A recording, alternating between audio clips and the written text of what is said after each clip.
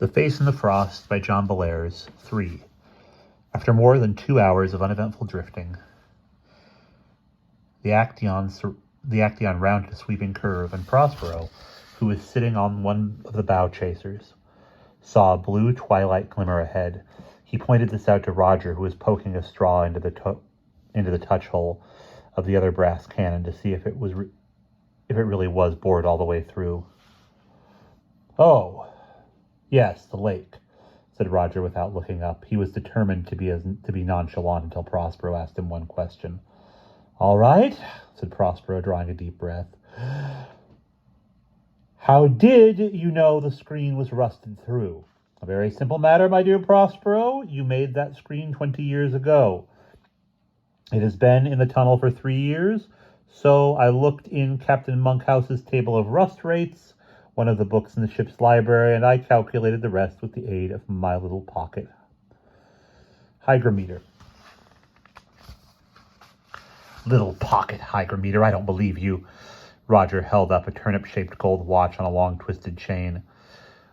The large ticking bulb was covered with glassy warts, crystal-domed dials that told lunar eclipse dates, the rate of rainfall on the third planet from Alpha Centauri A, and, incidentally, the time. "I'm sorry I asked," said Prospero, grinning. "Tell me, how far off is sundown?" Roger squinted at the watch. "Oh, about 20 minutes. Said Prospero. "I do hope no one is out fishing on the lake. I'm not sure what I'd do if I saw a wee little ship scooting past my rowboat, but I think I might be tempted to smack it with an oar." A few minutes later, the Actaeon floated out onto the windy, blue-shadowed water of a little round lake. On the shore were high, tossing willow trees and thick clumps of those strange, telescoping green reeds that can be pulled apart into sections. In the western sky, a tall, light-seamed thunderhead was slowly rising to meet two sculpted pink-gray clouds. The Actaeon, spinning and at times heeling over dangerously, was swept by the harsh gusts into a squeaking forest of reeds near the shore, where it soon was lodged tight.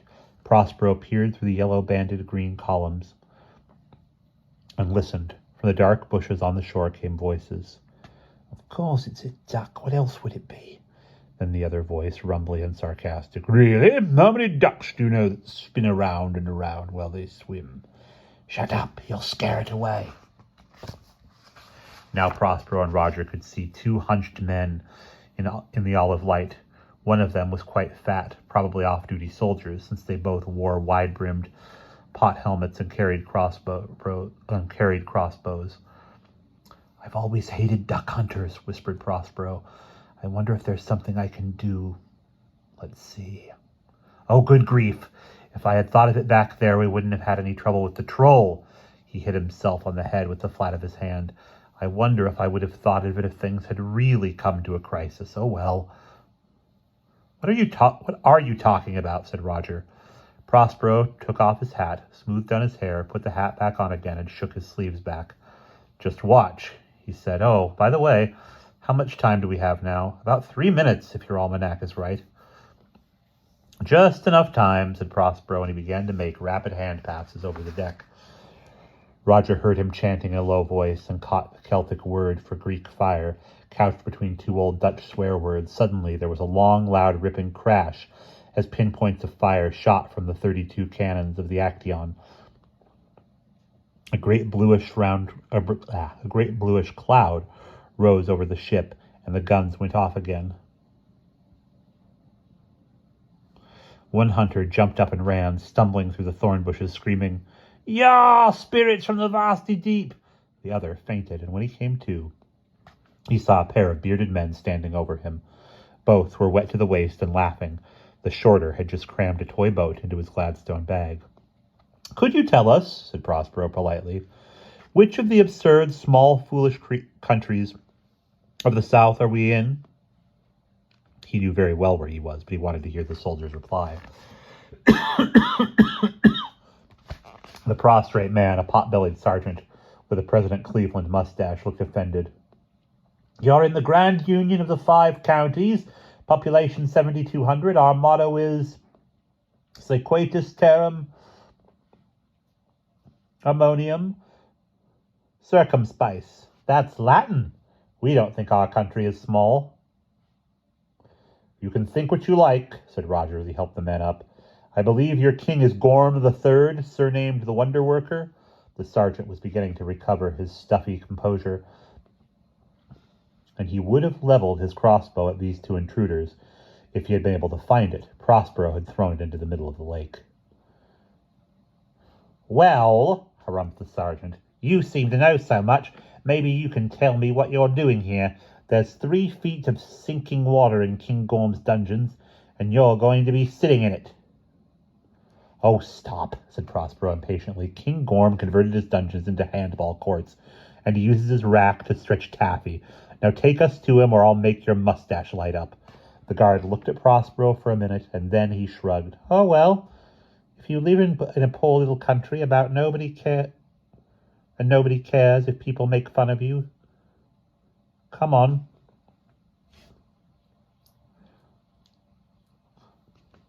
Let's do that again. The guard looked at Prospero for a minute, and then he shrugged. Oh, well, you live in a poor little country, and nobody cares if people make fun of you. Come on, it's about 2 miles. Prospero and Roger led the puffing sergeant, following a sandy path that wound through scratchy thorns and springy green burdock boughs. Soon after, they had crossed an acre of dung-spotted cow pasture. They were walking on one of the main highways of the South Kingdom, the Great South Road.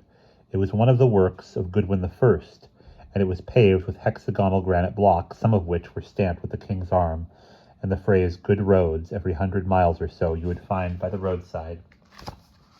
A statue of Goodwin, crowned, seated with his hands on his knees in the Egyptian manner, resting after his conquests.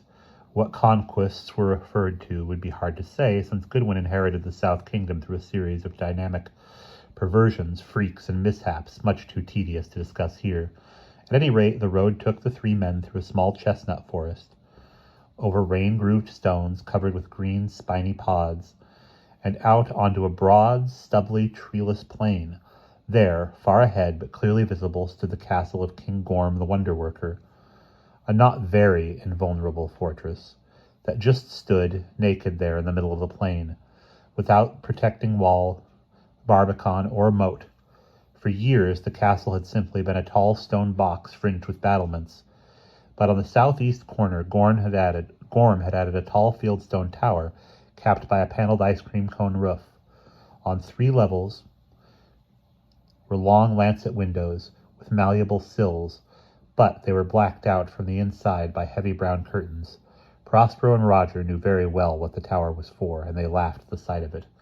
Before long, the wizards stood outside the mahogany front door of Gorm's castle, and they waited as the sergeant pounded importantly on the varnished dark wood. Very soon there was a screeching of bolts and a clatter of chains, and the door opened. In the light of a torch that he carried himself stood a small, wizened, eagle-beaked man in a black velvet gown. A chain of linked gold medallions hung loosely around his neck. There's a couple of old men here that say they're wizards, said the sergeant. They want to see the king. The king, said the old man in an artificially cadenced voice, is drowned deep in draughts of doom. With thrilling thoughts he is thrust, pierced with the press of pointless pinions. Said Prospero. We do not have time for Anglo-Saxon verse. Is he in the tower? The old man looked at them both, coughed, and raised his eyebrows. Though he did not drop his manner, he waved them in. Hither may ye come, by light of draught-blown crescents, and herein may you find our crowned king, with weight of statecraft almost bent to earth. He led the wizards through a long, draughty hall lined with shields, axes, and stuffed falcons. At the end of the corridor was an obviously new door framed by a high lapis lazuli arch. On a ledge overhead was a bas-relief showing the earth, supported by 2 toads. Around the globe was a banner that said, My works prevail. Nahum, the seneschal, rapped lightly on the paneled door. After about 5 minutes, the door was opened by a vague-looking middle-aged man in a stiff gold brocade robe covered with seed pearls, arranged in geometric designs. His moon face was clean-shaven, and he wore thick rimless glasses that made his eyes swim like huge protozoa.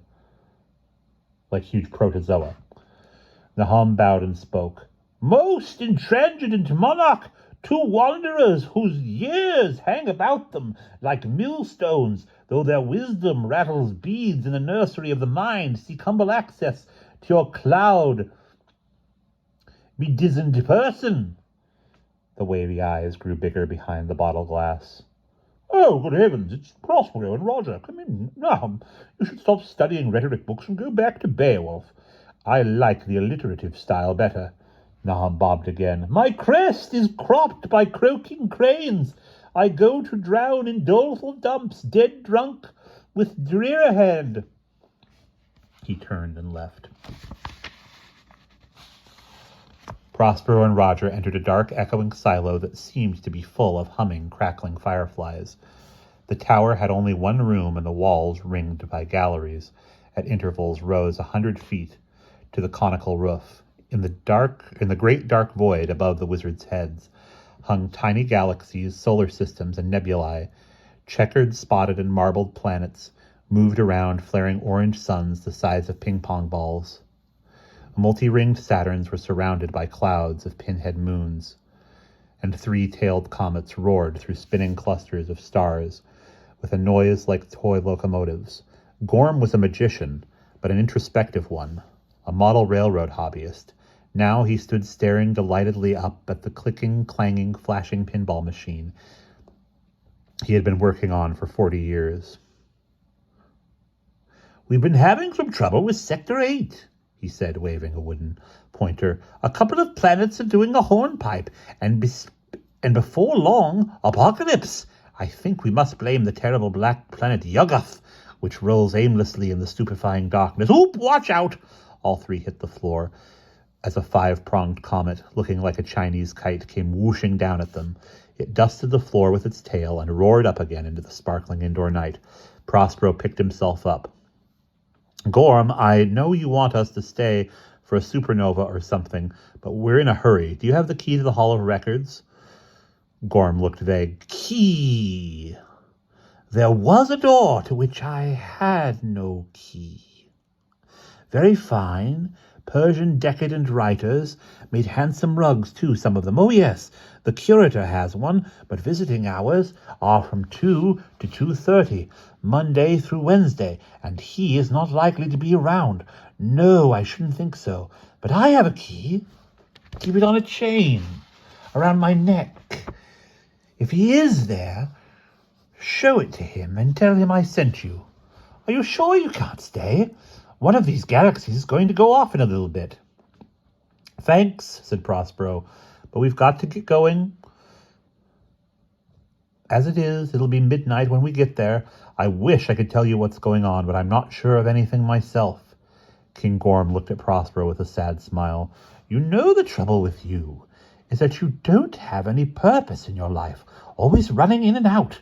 He reached inside the heavy pearled neckband of his gown and pulled out a long chain, at the end of which hung a snaggletooth brass key. He took the key off the chain and handed it to Prospero. I hope you'll excuse the mess inside the hall, said Gorm. I never can get the curator to straighten things up. The last time I was there, I found him correcting books to prove that my universe here was the best one ever made. I hit him with a copy of Ptolemy, and he's been testy ever since. A staticky mechanical voice from high in the tower burst in. Cool and cloudy this evening, with snow in spiral nebulae. Total solar eclipse in galaxies 3, 5, and 6, followed by meteor showers. Observers are advised to take cover. Supernova will obliterate Galaxy 12 later tonight, this being no great loss, since it never did work right anyway. Click. Thank you. Prospero and Roger edged toward the door, shouting thanks at King Gorm, who was still squinting up at the ceiling. And then they were gone, out on the plain. A few minutes later, they stopped to look back at the castle. The tower roof flipped suddenly up like the lid of a beer stein, and a fizzing skyrocket shot up. When it burst, little green stars spelled out, "So much for Galaxy 12," and pinwheels on parachutes floated down to Earth, whistling. a Nacion in heaven. A Nasseron in heaven. Prospero shook his head. Well, at least he's happy. Come on, it's getting late. They were back on the south road, which ran straight for several miles, and then dropped into a narrow cleft between two low, crumbling, prehistoric forts made of flat, unmortared stones. Occasionally, lightning flashes lit the spreading western thunderhead, showing fantastic cloud cliffs and tumbling gorges. Dull rumbles in the distance. It was midnight by Roger's watch, when they saw a low black shadow on the pines and junipers at the side of the road, a powdery dirt path, ridged with tree roots, led to the one-story stone building. The Hall of Records looked like an abandoned cottage. Mossy, hatchet-shaped slates scalloped the roof, and one broken window pane was patched with a wax vellum sheet from a salter. The peeling orange door sank into a ground-level sill, and the jawless skull of a groundhog chewed the dirty white lintel. Prospero pulled out a key. It glowed a little in the faint moonlight, and he pushed aside the tin cup that covered the rusty lock. Crunk, and the key went all the way around, but he had to kick the door several times before it scraped in, following a curving groove in the wooden floor. As Prospero stepped in, his cheek was touched by the rough, cold muzzle of a stuffed alligator that hung from the ceiling. He stepped back and turned to Roger. You'd better stay outside and watch for the curator, or anyone else who might visit us. This shouldn't take too long, though. God knows I've never been inside this place before. All right, you've got the copy of the bookplate, and you know the book you want. Good luck. Roger turned and walked down the path to a broad gray stump. He sat down and lit his red clay pipe. Inside the one-room building, irregular piles of books were scattered about in the ashy darkness. Tiny matchbox-sized books stood on tottering spires. On broad elephant folios, and 3 big square ledgers lay chained to a slanted reading desk against the far wall. Prospero was interested in 3 ledgers. He lit a candle stub and stuck it in the dirty windowsill over the desk. When he had brushed a thin coat of dust off the pebbled leather cover of one volume, he saw the words, Register of all wizards and warlocks of the South Kingdom and of the North, from the beginning of the world to the present time. He turned the thick, damp-smelling pages of the book, looking for the crest that was on the crumpled sheet in front of him, and there it was. The evil device was carefully drawn in black ink, and below it was an unusually long entry in a thick-lined runic script, but Prospero was looking at the name. He was staring at it because it was a name he knew. Melicus. He has a new crest, whispered Prospero in the dusty darkness. He took out his gold-rimmed glasses, put them on, and hunched over the ledger. The greater part of the entry was not very helpful. In fact, Prospero knew more about Melicus's past than the author did, but at the bottom of the page there was a note in a scribbly secretarial hand, probably that of Gorm's curator. The page was fairly fresh and blotted on the opposite page. I have discovered, by divers means, that the above M was in England some 70 years ago, living among fishermen to learn sea spells. After his return to the SK, he took up his abode in the village of Briar Hill, where he lived a secluded life. About that time, the townsfolk began to be visited by apparitions of their dead relatives and friends. Faces were seen at windows, and shapes were seen in the streets during storms. All suspected M, and he admitted as much to their faces. But their threats were of no avail, till the wife of one D.L. was frightened at noontime by some horrid form, so that she jumped before a cart and horses, and was killed.